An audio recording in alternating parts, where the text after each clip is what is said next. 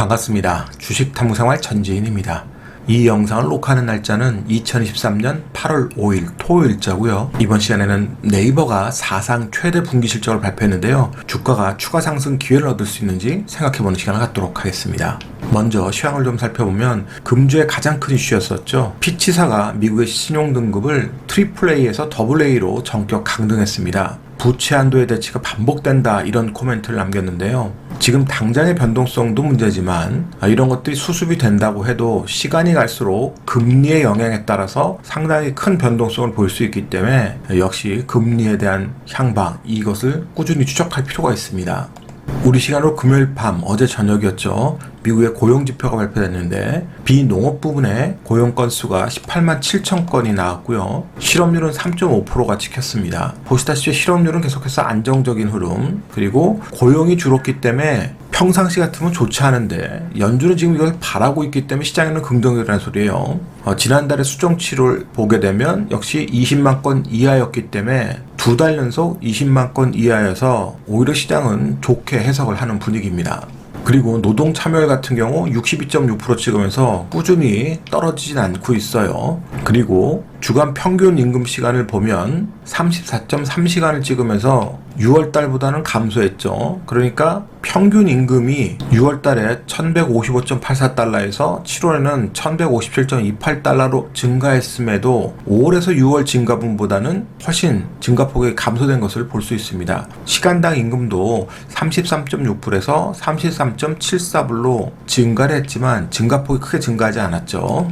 그래서 시장이 원하는 고용지표가 나오다 보니까 10년 만기 미 국채금리가 신용 강등 소식에 급등했다가 조정이 좀 나왔습니다. 그래도 여전히 금리가 4%대 이상에서 머무는지 아니면 조정이 나왔다가 다시 4%를 재돌파하는지 금리의 향방을 계속해서 추적을 해보셔야 돼요. 왜냐하면 하반기 재정 부담 이런 것들로 인해서 또다시 금리가 위로 튈 가능성이 얼마든지 있습니다. 그러니까 지금 시장은 기준금리를 더 못 올릴 것이라는 그런 정적 기대감은 있지만 갑작스러운 또 피치사의 저런 신용강 등이 부담으로 작용해서 금리가 요동칠 수 있기 때문에 그 부분이 지금 부담인 거예요, 시장에서는.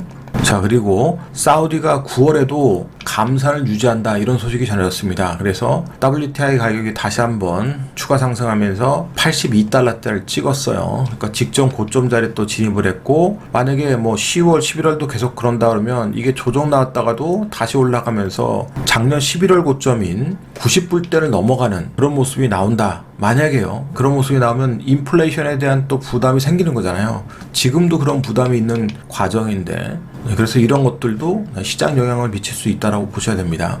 자, 그래서 나스닥 지수가 고점에서 잘 움직이다가 피치사 신용등급 강등 소식에 약세로 지금 전환하려고 하고 있죠, 기술적으로. 그리고 종가상으로 14,000을 깼습니다. 그러면 추가 조정이 나온다 그러면 반등은 나와도 이 고점을 돌파할 수 있는 모멘텀이 부족하기 때문에 또 박스권에 갇히거나 추가 조정 나오거나 그렇게 되겠죠. 그리고 이미 상반기에 주가가 많이 올랐기 때문에 그만큼 조정의 폭도 시간의 문제지 클 수가 있는 겁니다.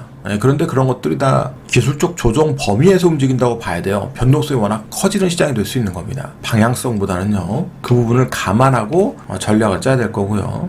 자, 우리 시장 같은 경우는 역시 환율이 반등을 하고 있습니다. 다시 1,300원대를 진입을 했어요. 아무래도 미국의 신용등급 강등 이 소식이 글로벌 증시에 영향을 미치고 환율에도 영향을 미치니까 그런 부담이 좀 작용을 했고, 우리 시장의 수급도 또 크게 작용을 했습니다. 코스피, 코스닥 다 매도로 외국인들이 전환이 됐지만 그 중에서도 선물 시장에서 8월 2일 같은 경우는 2조 2,900억대 선물 매도를 했고, 8월 3일 날은 1조 4천억대 매도를 했습니다. 이틀간의 매도만 3조 6천억이 넘어요.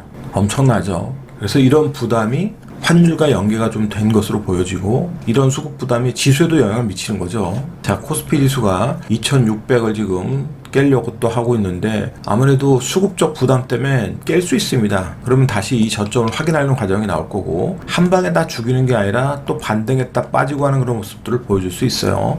자, 코스닥도 2차전지 부담이 계속 이어지고 있기 때문에 수급 공방을 벌입니다만 고점 부담에 의해서 언제든지 조정폭이 좀 깊게 나올 수 있습니다. 그럴 때 과연 다른 종목들, 반도체라든지 바이오 이런 종목들이 얼마만큼 수급을 받쳐줄 수 있느냐, 이 부분에 우리가 포커스를 맞춰서 계속 추적을 좀 해봐야 될 겁니다.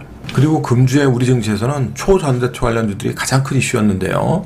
그것 관련해서 이 논문에 참여한 김현탁 교수라는 분이 있는데 이분은 초전자투 관련해서 상당히 명망 있는 그런 교수님으로 알려져 있습니다.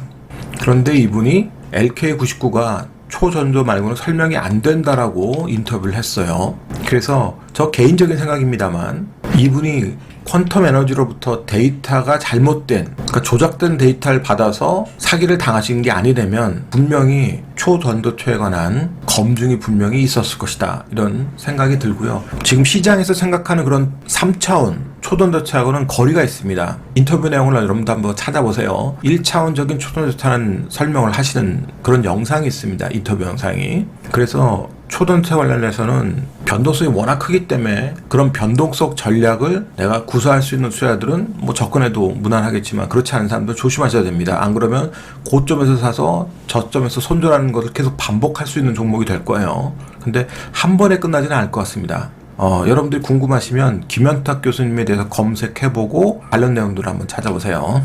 그러면 오늘 주제인 네이버에 대해서 살펴보죠. 네이버가 2분기 영업이익이 3,727억 찍으면서 역대 최대치를 기록했습니다.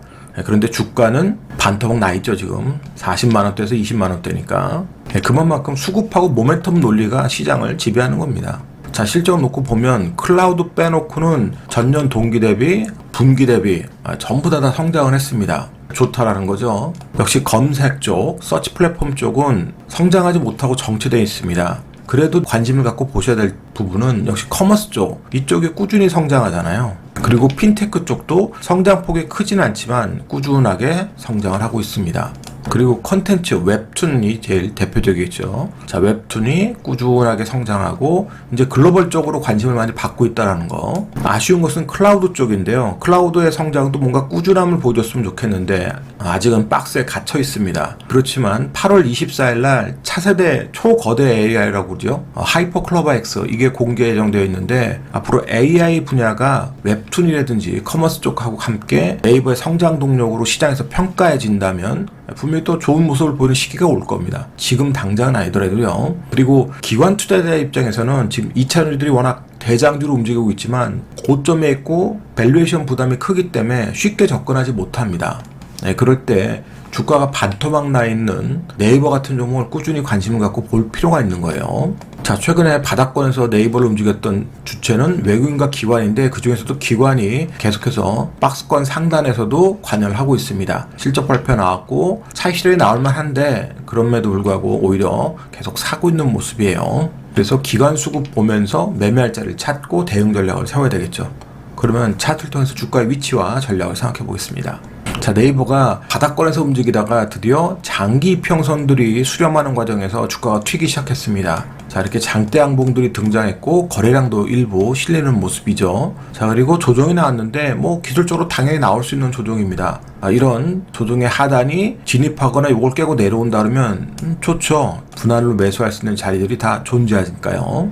자, 주가를 앞으로 좀 당겨놓고 보면 주가가 올라갈 때는 좋은 소식들만 들려서 수급이 붙고 모멘텀이 붙으면서 이렇게 급등이 나옵니다. 그리고 주가가 빠질 때는 그런 모멘텀들에 대한 실망감, 수급 빠지면서 그대로 또 네이버 같은 초대형주도 반토막이 나요. 그리고 옆으로 또 횡보합니다. 이제 어느 정도 기간 조정이 좀 끝나갈 마무리 시점이 아닌가 보여지는데 아직까지는 단기적 차원에서 샀다 팔았다 매매하는 게 조금 더 유리하게 매매하실 수 있을 것 같고요. 물론 장기 투자자들의 관점에서는 자, 주봉을 보시면 15만 5천원 바닥 찍고 반등하면서 옆으로 눕고 있습니다. 이제 수렴하는 과정인데 이 수렴 과정에서 바로 가지 못하고 주가가 밑으로 떨어질 수 있죠. 그러면 20만원 밑에서는 충분히 장기 투자자의 관점에서는 분할 매수할 수 있는 관점이 될 거고 적립식 투자자 입장에서는 좋죠. 20만원 밑에서. 자, 이 고점에서 물려있는 사람들이 잔뜩 있는데 나는 20만원 밑에서 네이버를 적립식으로 투자한다. 크게 부담이 있겠습니까?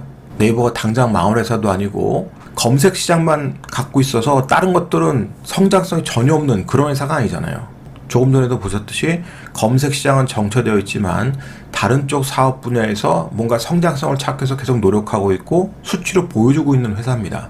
그러면 저런 것들이 다시 또 재평가되는 시기에는 좋은 모습을 보일 수 있는 거예요. 그러니까 그런 것들을 감안하면서 매매 전략을 짠다면 지금의 네이버는 분명히 수익을 낼 수 있는 구조를 만들 수 있다. 다만 어떻게 전략을 짜고 비중을 조정할 거냐, 이게 포인트가 되겠죠. 올자 한 줄 요약. 가격 메리트를 노리는 기관 수급주를 주목해보자. 이 영상이 도움이 됐다면 좋아요, 구독하기 부탁드리고요. 저는 다음 시간에 또 뵙도록 하겠습니다. 고맙습니다. 전지인이었습니다.